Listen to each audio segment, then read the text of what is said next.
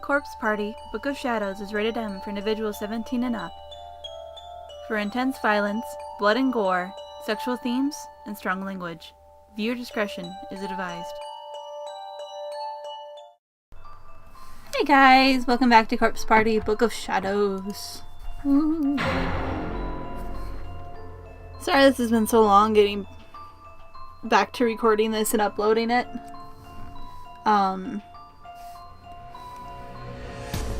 Fortunately, I haven't really had the time.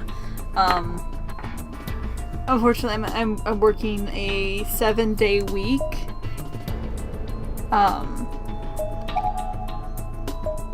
And I'm exhausted at the end of the day. I'm tired right now, but I decided I need to do this.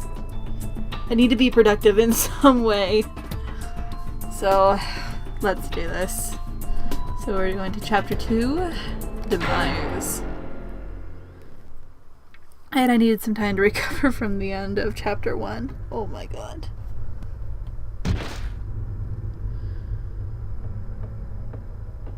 Suzumoto! Yeah! Yeah. Well, what? Why was I lying on the ground? My vision was blurred and indistinct. Maybe it was the blow to the head, or maybe it was because of all the tears in my eyes. I'd been forced out through the infirmary door and tossed like a rag doll into the hallway. Oh. I could barely breathe and was completely unable to move. I wished I could slip away into unconsciousness, but my agony was keeping me in the moment. My abdomen. I put my hand to it without thinking, and a sharp pain flew through my palm as well. Looking down, the whole area of my body was soaked with blood and liberally pierced by large pieces of glass, many of them the size of drafting triangles. What? I was certain some of them must have sliced all the way into my internal organs. Oh my god. Oh god. Why? Why was this happening to me? Hey, lady. No. No! Help me, please! Through my veil of tears, I could just barely make out the face of a young girl with an unearthly blue glow about her. She was looking right at me and seemed concerned? No. As she got closer, I could read her expression more clearly. She was smiling and staring into my soul with one good eye and one empty socket. Won't you come play with us? Yeah. Oh god. All at once, I was pulled into the air with incredible force by the other two faintly glowing children. One of my arms was being held by the spirit of a young boy, while the other was being held by the spirit of what I assumed to be a little girl. I couldn't tell for sure since everything above her jawline was missing, leaving me with no facial features to read. Her head was like a half-eaten fruit, with bottom teeth in place of seeds. I could see her vocal cords flutter and her throat contract with every giggle. Based on her size, I estimated she was still early grade school age. She held my arm tightly, and her shadowy, silhouetted gaze gazed at me innocently. Her voice box gyrated a little, and her throat opened and closed rhythmically, producing a gurgling sound that might have been a chuckle. She then said, Let's paint a picture. You could be the pain. All three children were now staring right at me as if they were studying an ant's movements just before squishing it with their thumbs. In one single rough motion, I found myself flipped 90 degrees downwards. I was facing the ground. I could sense myself moving forward rapidly. What?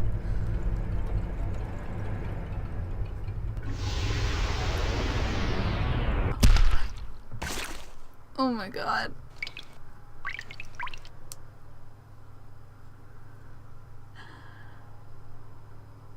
What a strange sensation.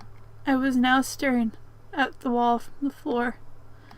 There was a large slathering of chunky red bits strewn all over it. Their dull, earth tones clashed heavily with the walls' worn-out gray hues. It looked almost as if someone had winged a juicy pomegranate at it with all their might. Except that was no pomegranate. It was a person. It was me. My limbs were ripped clean off, and my belly had burst open into a conglomeration of glistening blood and trails and other miscellaneous bodily fluids. The force of the impact was enough to scatter parts of me all the way to the ceiling. I was an unsightly mess of slimy globules and viscera. The smell was intensely foul, but then it was a conglomeration of raw meat after all. Never mind the fact that it was my meat. And I was just a head. A severed head torn off at the neck on impact, staring up at what was left of me in my last few moments of consciousness.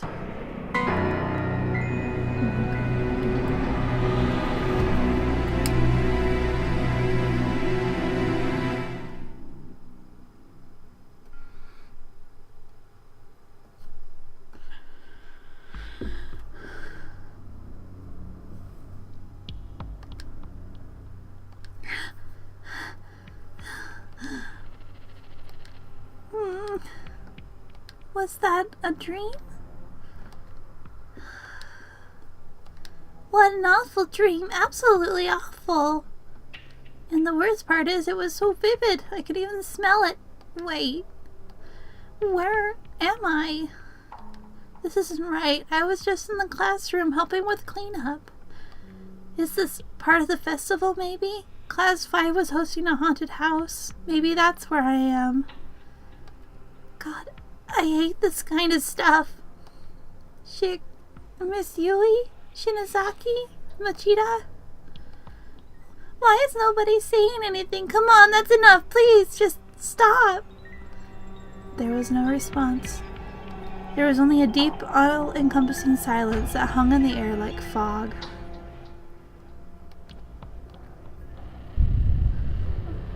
Oh, good. Ah! Was that an earthquake? This really isn't funny anymore, guys. Despite continuing to plead with my friends, I knew this was reality. I had no choice but to accept it, no matter how much I wished it were true. A set piece like this, after all, was beyond the abilities of even the most professional theater troupe to create. This is no haunted house, is it? So where am I? What happened to me? And where is everyone else? Somebody, please save me. Sheik.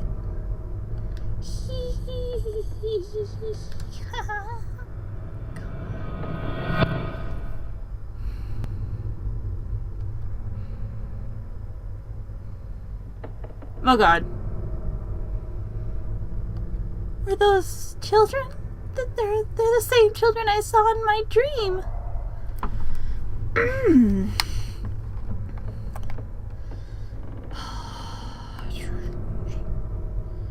I don't like this. I've got a bad feeling about this room. I feel like if I enter, I'll be done for. Don't go in.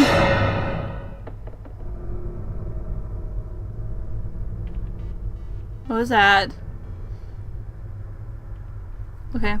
I decided to follow my instincts on this one. Rather than entering the creepy infirmary, I'd be better suited trying to find my friends. I still couldn't believe I was really in this place, but I was. I was transported somewhere. Somewhere horrible. And if I was here, that meant the others probably were too. I just needed to meet up with Sheik. That alone would be enough to keep me going. Episode 2, Demise.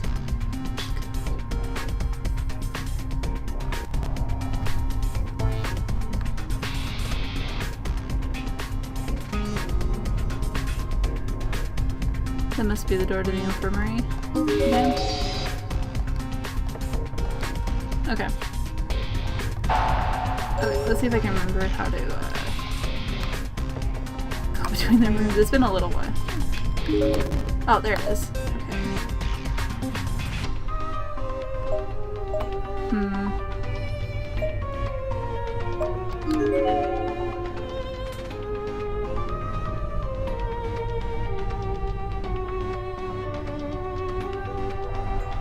Oh, nothing in here.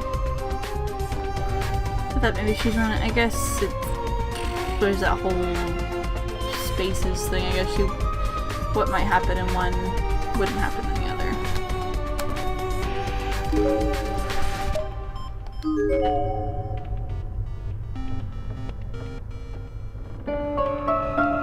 There's a large hole in the floor here. It won't be possible to go any further down the hall in this direction. Great. So big even a jump wouldn't be likely to clear it. Let me go into the classroom. And even though I just used a button, I forget what button I used.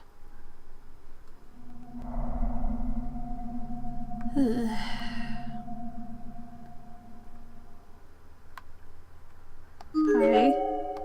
It was a young girl. She seemed to be in her mid-teens, and she was wearing a school uniform, suggesting she was another student from somewhere. But something wasn't right. Upon closer inspection, I realized that this young girl was very much dead. She's dead? For real? She smells. It's the worst of your problems? I wonder how much time had passed since she died. Externally, she still looked to be mostly intact, but her internal organs had clearly begun to decay, with various and sundry fluids leaking out onto the floor all around her. Drawing in for a more detailed look, I noticed that both of her eyeballs had been stabbed with pencils. No, you've got to be kidding. She's dead? She's dead? What do I do? What do I do? The police. I have to call the police. My cell phone. I tried dialing 110, Japan's emergency services, but the call wouldn't go through. No. Am I out of range? I'm sorry. I guess I can't really do anything for you. I'm really, really sorry. I feel like I'm going to be sick. Is this what happens to all of us after we die? Pretty much. What was that noise? Oh! Hi, Glow Glow. What's up? It's a ghost! Ooh.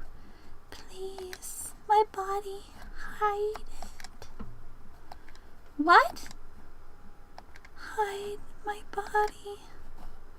Are you the owner of this body? So you want me to hide you? I don't want people to see me like this. I don't know what to do. Can I help this person? I guess I don't see it being a bad thing to do. Try. I wish I could give you a proper burial, but maybe I can at least find a blanket or something to cover you up with. I'll see what I can do. Okay.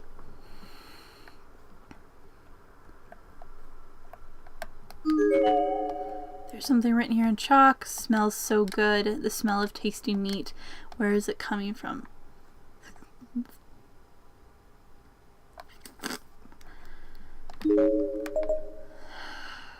We don't want to go upstairs.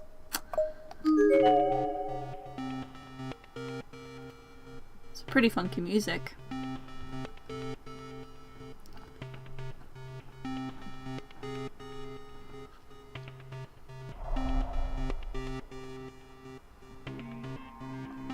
Oh, hey.